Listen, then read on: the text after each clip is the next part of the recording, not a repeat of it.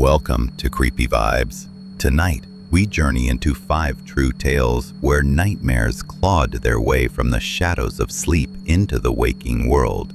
These are stories so twisted and cold, they'll haunt your mind long after the night has passed, making you question if what you see is real or just a trick of the dark. Today, we're venturing deep into the heart of Texas, where the land is as vast as its legends and just as terrifying. From eerie lights haunting dark rivers to ancient forces that never should have been disturbed, get ready for 5 of the most disturbing true Texas horror stories that will make you question what's real and what's lurking just beyond the horizon. But before we begin, here's something strange. Most viewers make one huge mistake. They leave without subscribing, and by doing so, they miss out on the creepiest, spine-tingling tales that only the bravest dare to hear. Don't be one of them. Hit that subscribe button now, because tonight's just the beginning, and the terror waiting in the darkness is far from over. So, where are you watching from? And what time is it there? Let me know in the comments, because here, the night is only getting started, and the horror is waiting to unfold. Now, let's dive into the darkness. Kara Lennox was 12 when the dream began, and at first, it didn't seem like much of anything. Just a normal hallway, dim and narrow, stretching out from her bedroom the way it always did. She lived in a split-level house on a quiet cul-de-sac in New Jersey, just outside the edge of Trenton. Boring street, safe neighborhood, tidy lawns. The kind of place where nothing ever really happened, except for the occasional lost cat or power outage during a storm. But in the dream, the hallway was different. It wasn't brighter or darker. It wasn't bloody or twisted. It was just still. Too still. Quiet in the way of a held breath. And he was there. At first, she only saw the outline. A tall shape at the very end of the hall, just past the bathroom door. It didn't move. It didn't speak. It just stood there, under the old ceiling light that flickered even in her dreams. The man wore a black bowler hat and a long, dark coat, the kind people wore in the old black and white detective films her dad liked to watch on late-night cable. No face, no name, just a presence. Kara would wake up sweating, sometimes screaming. Her mom, groggy and half asleep, would shuffle into her room and rub her back until she calmed down. Her dad said it was just a bad dream, something about the subconscious and growing pains. Her mom blamed the scary stories Kara snuck on her tablet when she thought no one was watching. They took her screen privileges away, said it was for her own good. But the dream didn't go away. If anything, it got worse. Each night, the man was closer. By the end of the first week, he was standing halfway down the hallway. By the second, he was near the bathroom door.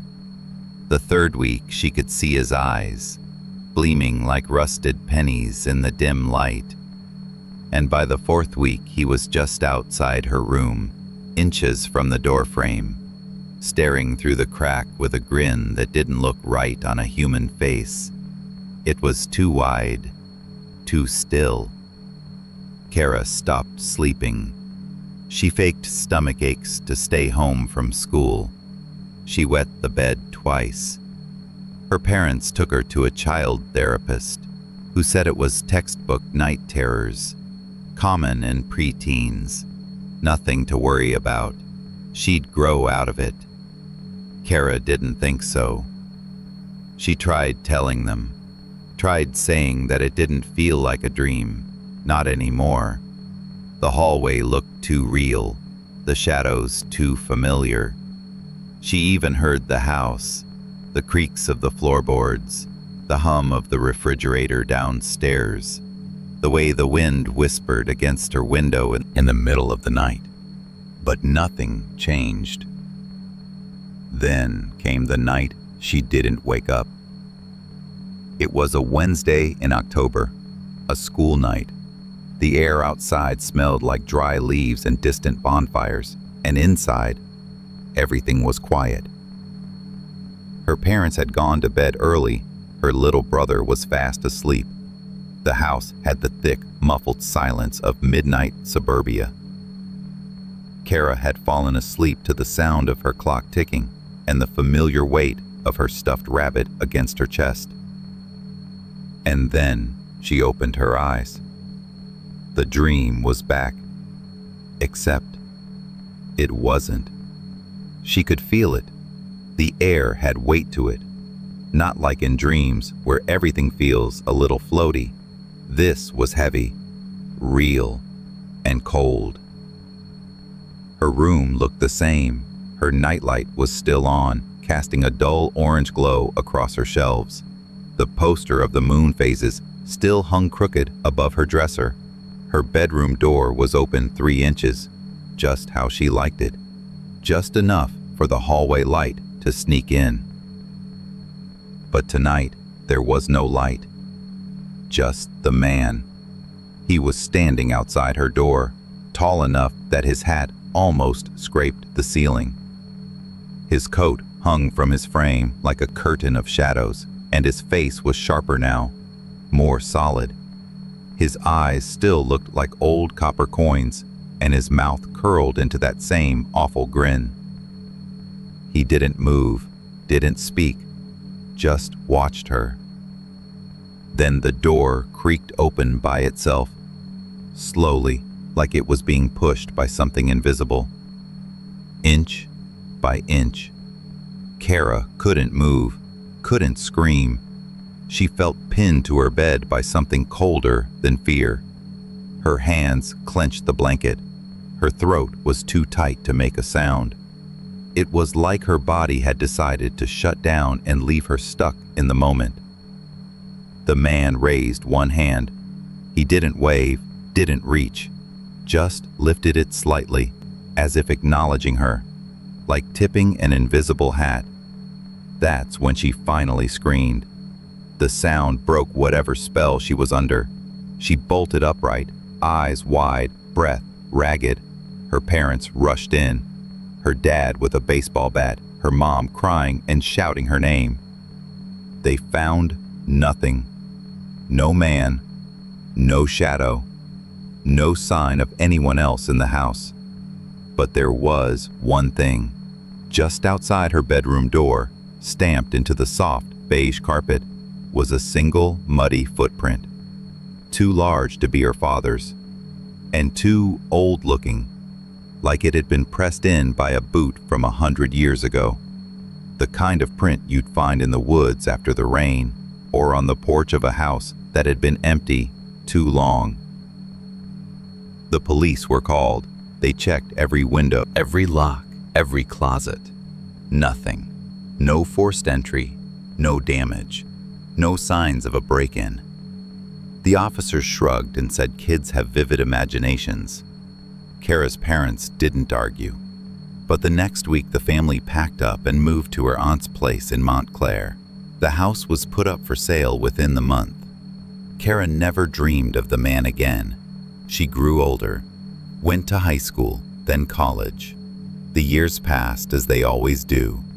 But sometimes, late at night, when the lights are low and the air is still, she'll catch something in the corner of her eye. A shape, a shadow, a tall man in a bowler hat. Always in the hallway, always just watching. And sometimes in mirrors, when she walks past too fast to be sure, she sees him there, smiling, waiting, like he's still inching closer. And this time, she might not wake up at all.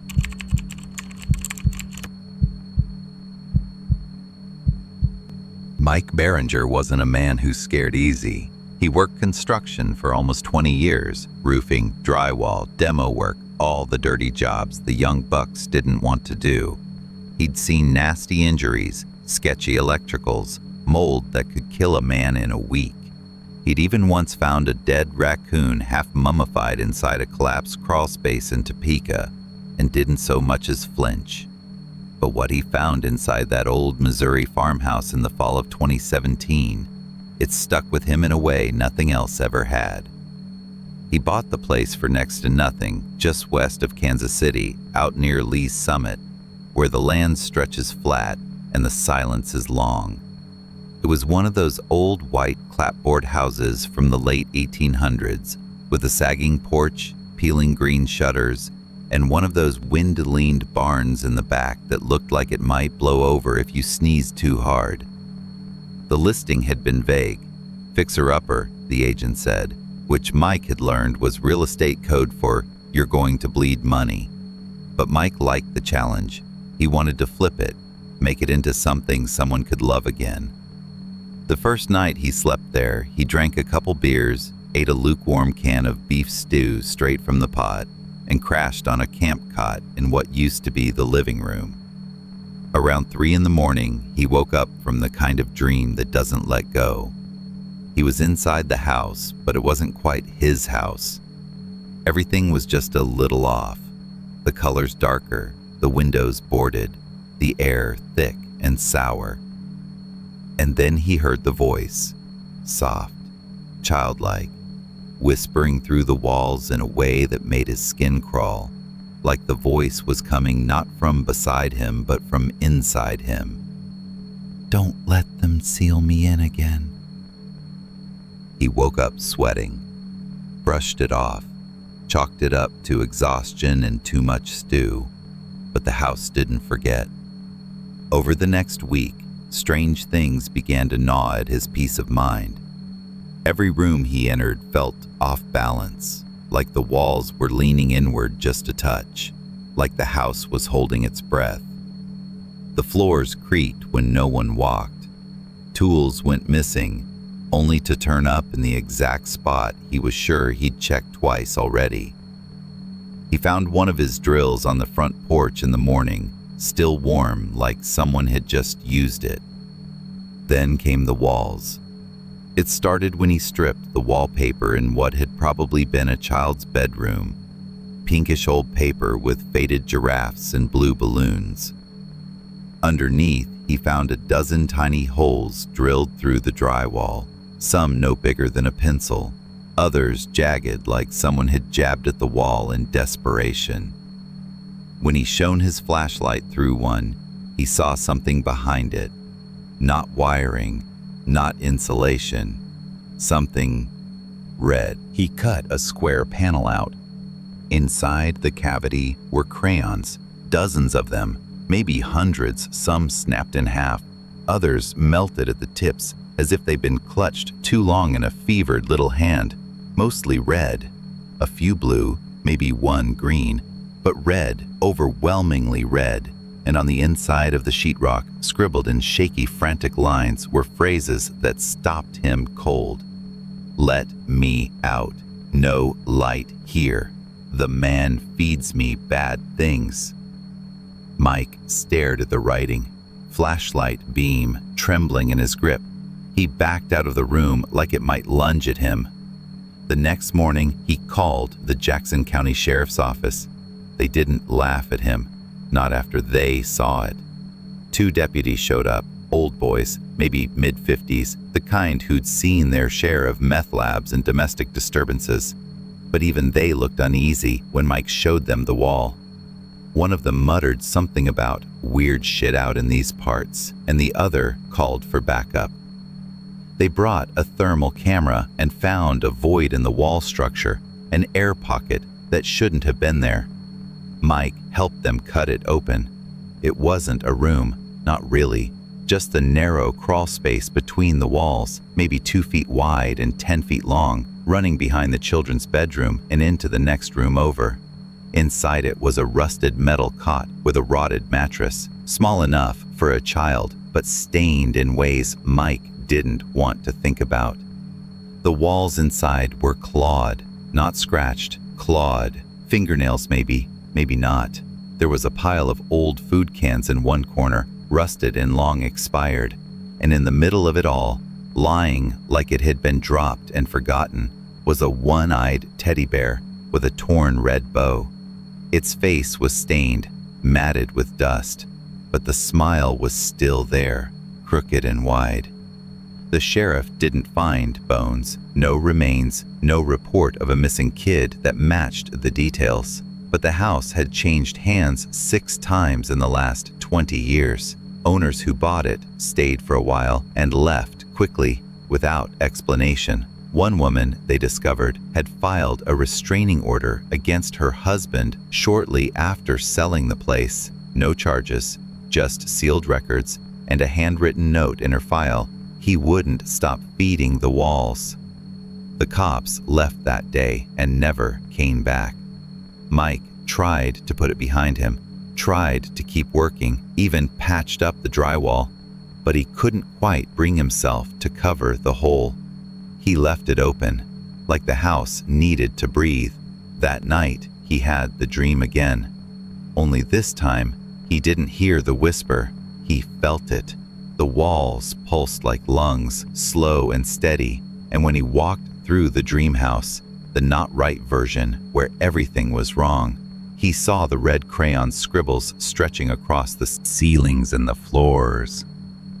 Endless sentences bleeding together, all screaming the same thing. Let me out. Let me out. Let me out. And then he saw the child, a boy, maybe 7, pale, thin, hair like straw, standing in the corner, face turned toward the wall. He didn't speak, didn't move, but something about him was wrong. Like he wasn't all there, just a leftover echo burned into the fabric of the place. Behind the boy, in the shadowed doorway, stood something taller, something darker. Its limbs were too long. Its head was wrong. It grinned like the bear. And then Mike was the boy. Just like that. He felt the walls close in around him, the dark pressing in, no room to move. Something breathing behind the sheetrock, something waiting with wet, smacking lips. He woke up screaming. The next morning, the scribbles were on the inside of his front window, red, jagged, childlike. Not sealed, still hungry. Thank you. Mike doesn't sleep in the farmhouse anymore. He lives in his truck, parked out behind the barn. He's tried to sell the house 5 times. No takers. People say it feels wrong when they step inside. Cold in the bones, heavy in the chest. Some nights, Mike hears scratching in the walls, like tiny fingers, or maybe not so tiny anymore. And sometimes he hears laughter, small, delighted, hungry. He leaves food out on the kitchen floor now, just in case.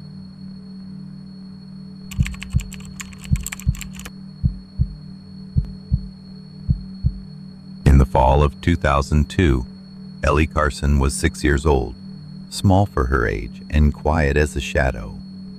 Her family lived in a narrow 2-story house in a quiet corner of rural Ohio, just outside of Akron, near a stretch of woods that always seemed darker than they should be, even in daylight.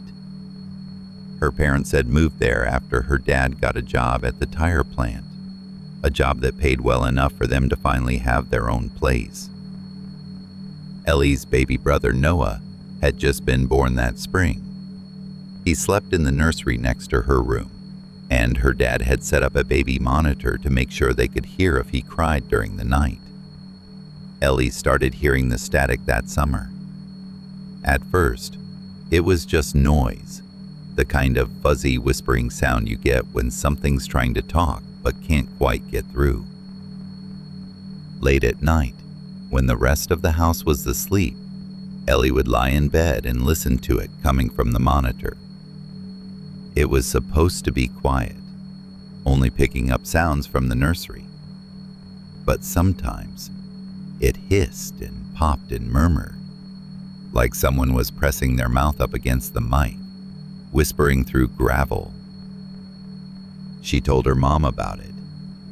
Her mom laughed it off. "It's just interference, sweetie. Maybe someone else nearby has a baby monitor too." Ellie nodded, but she didn't believe it. She was 6, but she wasn't stupid. She knew what a voice sounded like. And the monitor wasn't just catching someone else's baby. It was saying things. Low and soft. So soft, she had to strain to hear it. Sometimes it wept. Sometimes it laughed. And one night, it said her name. Ellie. She froze in bed, clutching her blanket to her chin. Her bedroom was dark except for the small nightlight near the closet. The voice on the monitor didn't sound like her parents, didn't sound like anyone she knew. It was deep, slow, like it was smiling while it talked. Ellie, come outside. Her heart pounded so hard she thought her ribs might crack. She lay there, breath caught in her throat, eyes wide open. The voice kept speaking, soft as wind. It's better out here. I want to show you where you're really from. She didn't know why, but her feet moved on their own.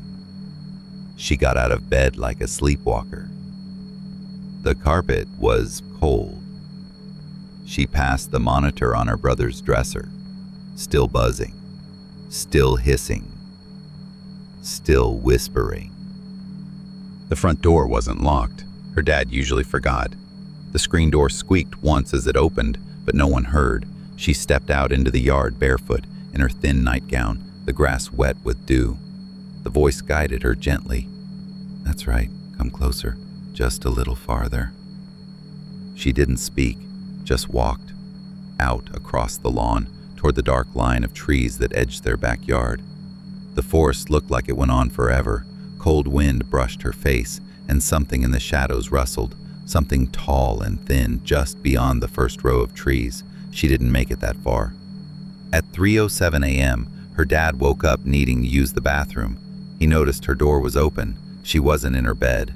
They found her standing still in the middle of the yard, barefoot, shivering, her eyes locked on the woods, unblinking. She didn't cry, didn't speak, just stared. Her mother wrapped her in a blanket and carried her inside, whispering, "What were you doing out there, honey? Why'd you leave your bed?" Ellie said only one thing, her voice soft and dead flat. "The man on the baby monitor told me to. He says my real home is out there." They threw the monitor out the next morning. Her father smashed it with a hammer first, then drove the pieces to a dump 30 miles away. They bought a new monitor, digital this time, newer, more secure. It stayed silent, never made a sound but her brother's cries. But Ellie kept waking up in the middle of the night, kept hearing things even without the monitor. The whispers came back, not through a speaker now, just around her, in the walls, in the wind, in the cold silence between dreams. The voice always said the same kind of things. "We miss you, Ellie. You're not supposed to be here. You belong in the dark." She started sleepwalking. Her parents found her twice in the hallway, once with her hand on the front doorknob, her eyes wide open, smiling.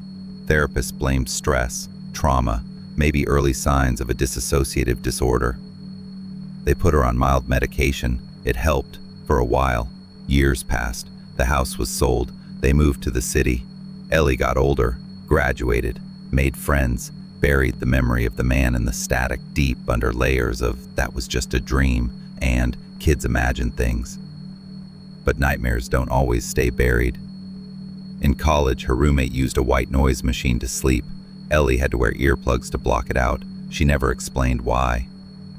At 23, she finally told her first boyfriend the story. He laughed. She didn't. At 26, she got pregnant with her first child.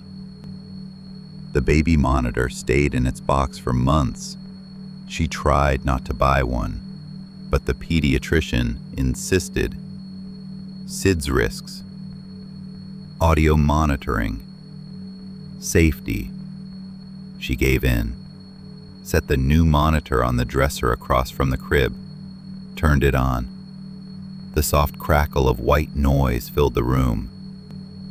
Nothing unusual. The baby slept soundly until the third night. She was brushing her teeth when she heard it. A whisper, faint, choked, familiar. Ellie. She turned, toothbrush clattering into the sink. The voice on the monitor was soft, laughing. You brought me back. And in the nursery, her son began to cry, not with fear, but with laughter, high-pitched, giddy, the same way the man in the static used to laugh. Ellie doesn't sleep anymore, not when the monitor's on, and not when it's off, because no matter what, she still hears it, in the silence, in her dreams, calling, waiting, smiling.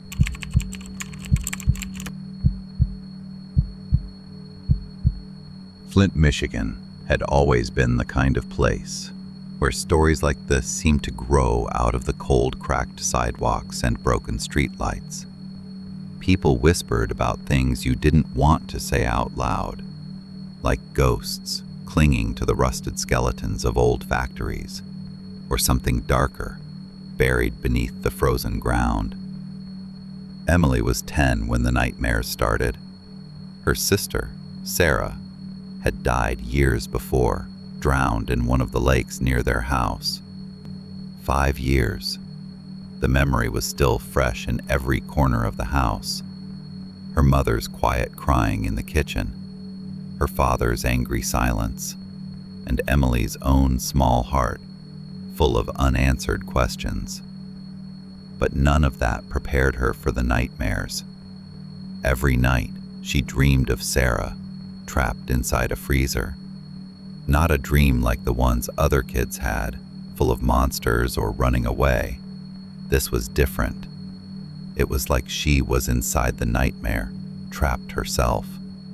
She'd see Sarah banging on the icy walls, tears freezing on her cheeks, her tiny fists pounding until her knuckles bled.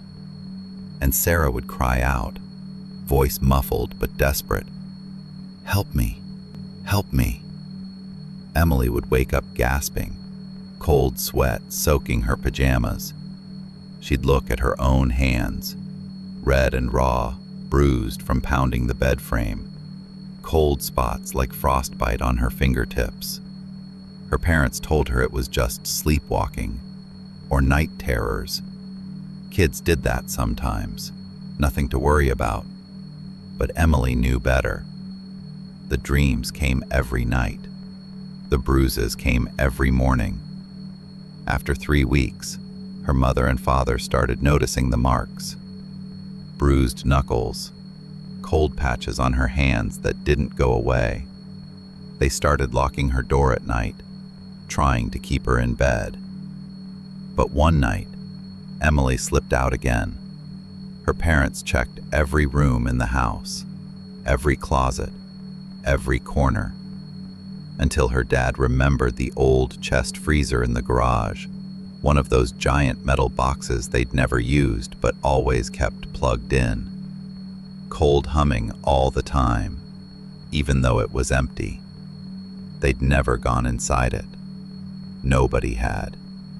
That night, with flashlights shaking in their hands, they opened the freezer. Inside was something no one could explain.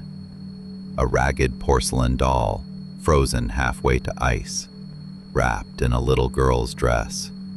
The same dress Sarah had worn the summer before she drowned. The doll's cracked face looked almost human, eyes glassy and wide open, staring like it knew everything. It hadn't been there before. Emily's parents called the police, but there was no real explanation. No signs anyone had broken in. No evidence of someone hiding it there. Just the doll, and the lingering smell of cold, like death itself. Emily stopped having nightmares after that night, but sometimes, when the garage door creaks open in the dead of winter and the cold air rushes in, Emily swears she hears faint banging, like tiny fists hitting icy walls. And sometimes, if you look close enough, you can see small handprints in the frost on the freezer lid. No one talks about it much in Flint anymore, but some nights, when the wind howls just right, the sound of a little girl crying still slips through the cracks, and the doll waits.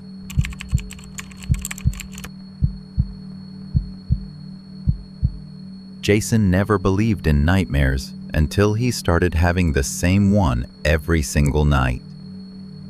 It wasn't the usual kind of nightmare, with monsters or falling or being chased. No, this one was something else, something much closer to home. He'd be walking past a mirror, maybe in his hallway or the bathroom, and there he'd see himself, but not quite himself. His reflection would be grinning, but not a happy grin. It was twisted, sharp, like the kind of smile someone wears when they know a secret you don't. The worst part was when the reflection waved at him. Not the real Jason, the reflection. And Jason, standing there blinking, wouldn't wave back. At first, he told himself it was just stress. Work had been brutal, and he hadn't slept well in weeks. He blamed the weird feeling in his gut, the tightness behind his eyes, on nothing more than exhaustion. But deep down, Jason knew something was wrong.